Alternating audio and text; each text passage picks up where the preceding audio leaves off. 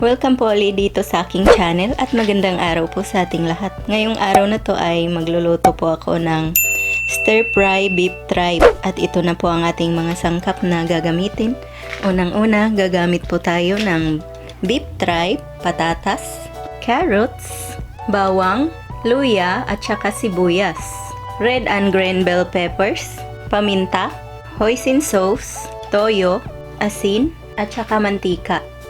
Ngayon po, ang unang gagawin ko ay papakuluan ko po muna itong ating beef tripe kasi para matanggal po yung mga impurities at saka lalagyan ko rin po ng bay leaves, luya at sibuyas.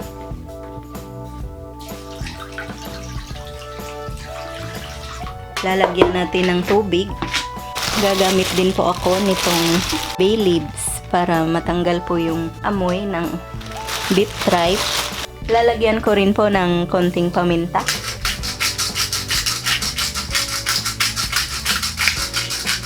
Tsaka sibuyas at bawang.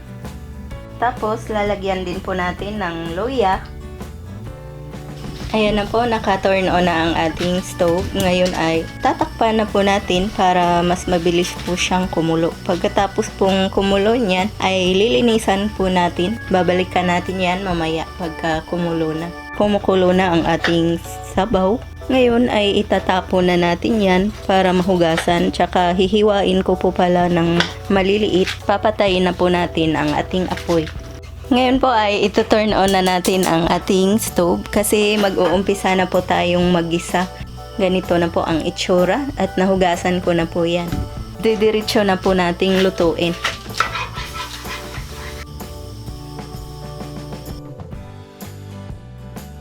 Paiinitin po natin ang ating mantika bago po natin igisa yung ating bawang at saka sibuyas at luya. Mainit na po ang ating mantika, so magigisa na po tayo. Uunahin ko po ang luya.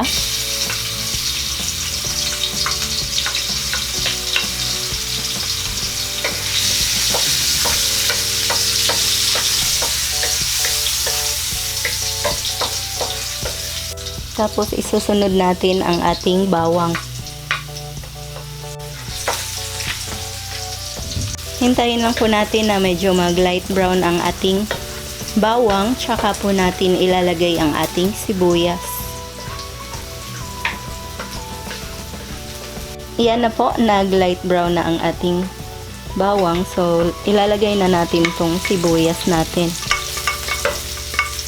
Hihinaan ko lang po ng konti yung apoy para hindi po siya masunog.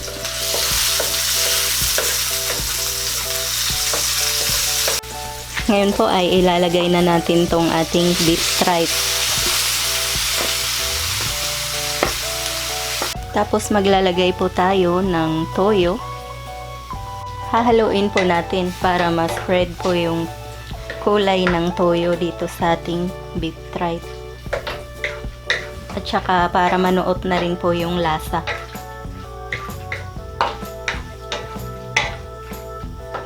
Ngayon po ay ilalagay na natin tong ating patatas para maluto po kaagad dahil medyo matagal po yung lutuin.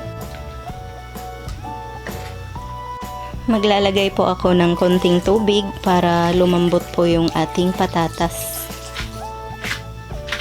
Ngayon po ay tatakpan po muna natin para mas mabilis pong maluto ang ating patatas. Tapos babalikan natin mamaya pagka medyo malambot na ang ating patatas. Ngayon po ay titignan na po natin ang ating beef tripe. Ilalagay na po natin ang ating carrots.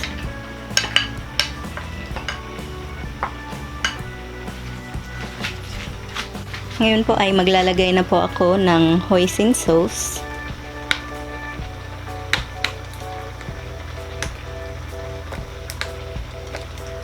Tapos hahaluin lang po natin.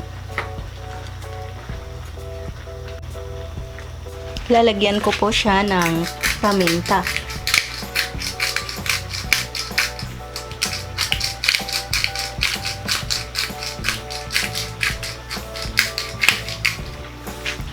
Maglalagay po ako ng asin pero konti lang po para hindi po umalat ang ating niluluto.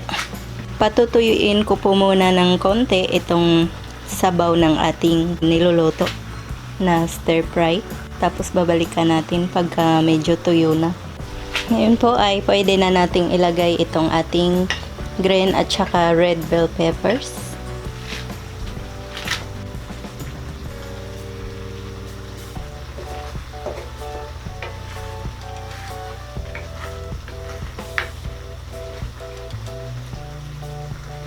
Hihintayin ko na lang po na maluto itong red bell pepper at saka green bell pepper para ma-serve ko na po. Papatayin na po natin ang ating apoy para hahanguin na po natin to.